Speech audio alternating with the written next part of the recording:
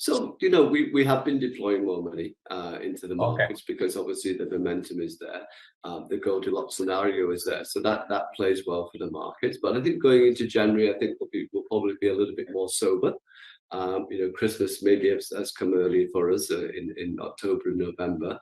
And maybe we'll see that consolidation.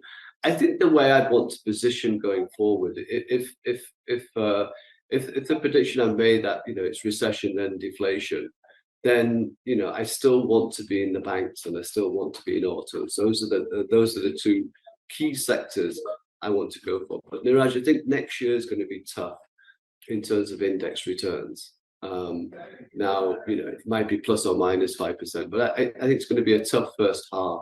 So I think it's going to be the themes. It's something we talked about before. The themes that will make you money next year, rather than the index will. So I think the one area which is continuing to excite investors is that the banks are coming into this new growth phase.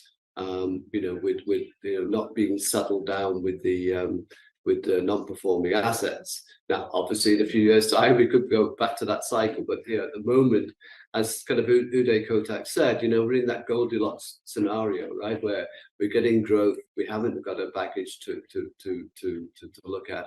So I think the banks will play out.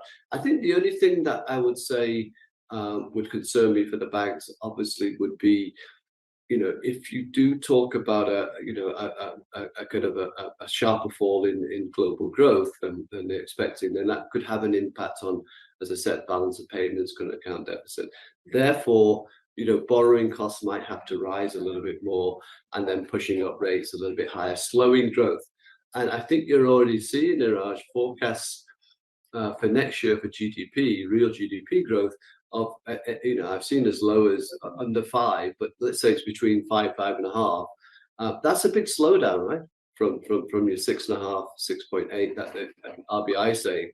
So that will have an impact at some point. So if all of these collide together, then the banking sector might be a short-term underperformer because of that, because it's had a great run. So the people will take some money off the table.